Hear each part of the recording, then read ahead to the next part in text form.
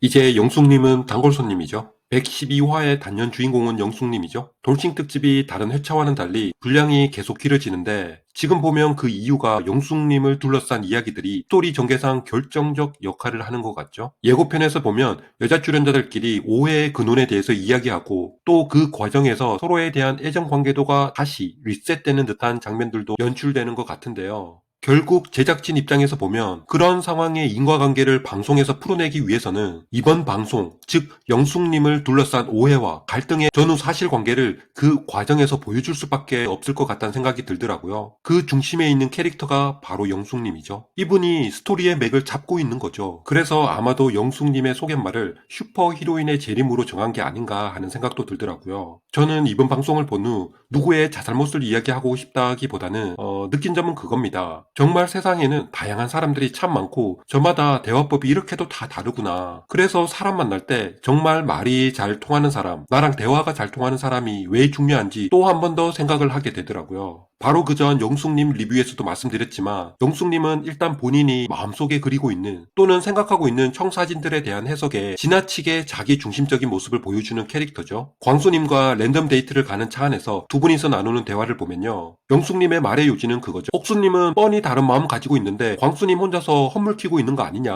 광수님은 오늘까지만 이렇게 이야기한 것도 다 영수님이 마음에 있기 때문에 태세 전환한 거 아니냐. 그러자 광수님도 이제 영숙님 말에 세뇌가 돼서 옥수님은 이중적인 태도를 취하는 사람으로 낙인 찍어버리듯 믿게 되죠. 뒤에 순자님과의 대화에서도 보면 혹시 광수님과의 이야기 누구한테서 들었어? 옥수님 맞지? 옥수님이 그랬지? 라고 넘겨짓듯 말하죠. 물론 순자님도 얼떨결에 그런 것 같다 라고 대답은 하지만 영숙님은 옥수님한테 광수님과의 데이트 내용에 대해서는 전혀 말한 적 없는 게 팩트잖아요. 그럼에도 그게 옥순 아니냐라고 강하고 단정적으로 말하는 모습은 본인 마음속에 이미 옥순이라는 사람의 이미지와 생각이 그런 식으로 자리 잡혀 있는 거죠. 그러니 그게 사실인지 아닌지 그 전후 관계를 따져볼 생각도 없이 본인이 생각하는 밑그림대로 확고하게 기정사실화시켜 버리는 거죠. 전 이런 영숙님의 편애적 사고방식이 바로 지난 힘들었던 시간들에 대한 스스로의 방어기제성 행동의 한 양상이라고 해석해 봅니다. 물과 이온 음료를 버틴 시간, 힘든 과거, 누구에게도 말할 수 없던 그 절박했던 나의 삶, 부모님과 연도 끊고 지내고 나를 도와줄 사람도 없었던 힘겨웠던 지난 날들,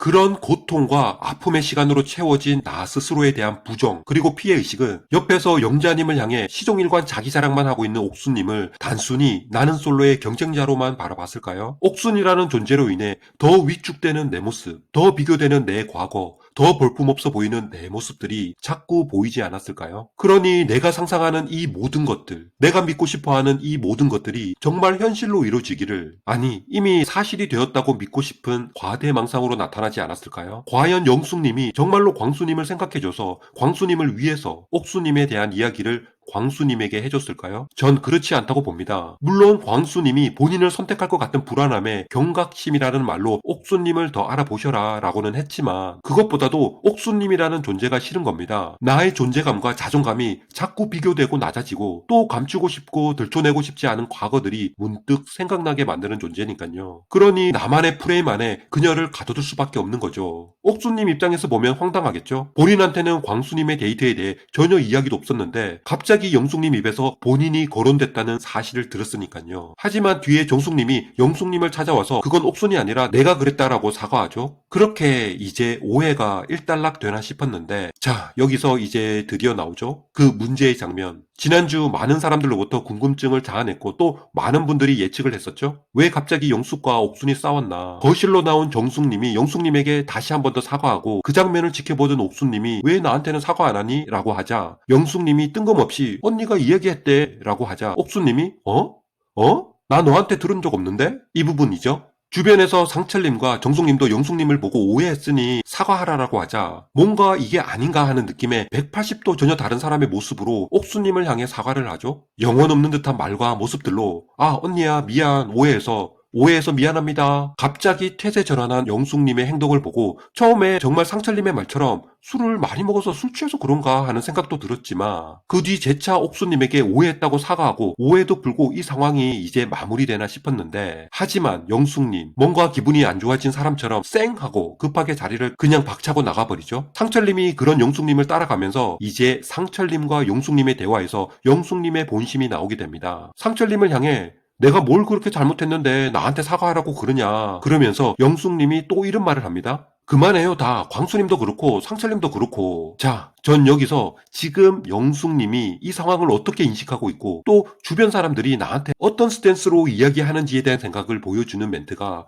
바로 이거라고 봅니다. 지금 광수와 상철이라는 사람들은 현재 이 상황에서 계속 나를 힘들게 하고 괴롭히는 사람들로 묶어서 취급하고 있는 거죠. 그럼 영숙님이 두려워하는 건 무엇일까요? 과연 무엇이 영숙님으로 하여금 광수라는 사람과 또 현재 마음에 두고 있는 상철까지 한 묶음으로 묶어서 같은 부류로 인식하게 만든 걸까요? 마치 외부에서 본인을 공격하고 있는 무리들이다 라고 취급하는 사람처럼 보였잖아요. 광수님과의 랜덤 데이트에서 영숙님이 받은 느낌은 그런 거였죠. 광수님이 자꾸 산전수전 이야기를 꺼내면서 내 힘들었던 과거를 자꾸 들춰내며 나를 더 비참한 사람으로 만들고 또 주변 사람들도 다 나를 그런 시선으로 바라볼 것 같은 그런 상황이 힘들었던 거죠. 즉 영숙님은 현재는 떠올리고 싶지 않은 또 기억하고 싶지도 않은 과거의 아픔과 상처를 자꾸 상기시키게 한 부분도 있겠지만 다른 사람이 나를 어떻게 생각하는지 어떤 시선으로 바라보는지에 대한 부분도 중요하다고 봅니다. 편집이 돼서 정확하게 방송에서 말한 이혼 사유가 뭔지 우리는 알 수는 없지만 그 당시 누구의 도움도 받지 못하고 철저하게 그 시련을 감내해야 했었고 나를 가장 가까이에서 도와줄 수 있는 부모님과도 연락을 끊었기 때문에 철저한 고립된 생활 속에서 자꾸만 커져가는 부정적 피해의식 그리고 타인에 대한 열등의식. 그러니 다른 사람이 나를 어떻게 생각하는지에 대한 두려움이 마음속에 상당 부분 자리 잡았을 거라고 봅니다. 현재 추정으로 50만이 넘을 거라는 20, 30대 은둔형 외톨이들.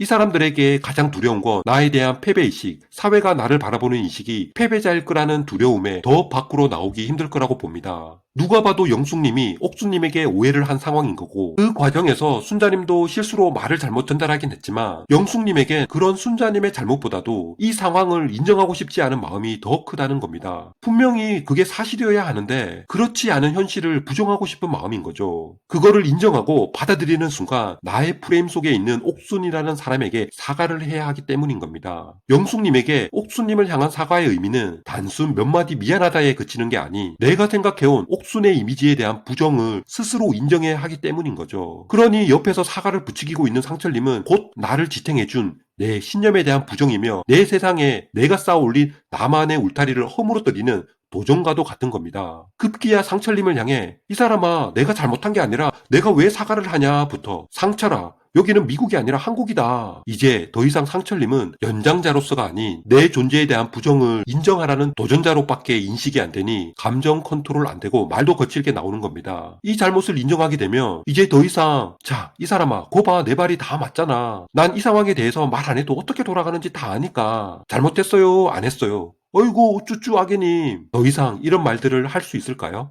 지난 영상에서도 16기 여성 출연자들 중에 어쩌면 영자님보다도 더 자존감이 낮은 사람이 영숙님일 거라고 말씀드렸죠. 자존감은 낮은데 자존심, 오기, 깡만 남아있는 사람들의 공통된 특징이 술에 의존하는 경향이 심하고 또 이성을 잃었을 때 자신을 제어하지 못하고 큰 감정의 기복을 보이게 되고 감정적으로 그 상황에 맞서게 되는 겁니다. 그래서 결국에는 나의 가오와 어긋나 버린 과거를 옆에서 계속 들춰내려고 드는 광수님이나 나의 오해에서 비롯된 옥순에 대한 사과를 부추기는 상철님이나 둘 다 나에게는 내가 그려가고 싶었던 내가 옳다고 생각해오고 그렇게 믿어왔었던 내 자아를 재정립해야 하는 가장 큰 난제를 안겨준 인물들이니까요.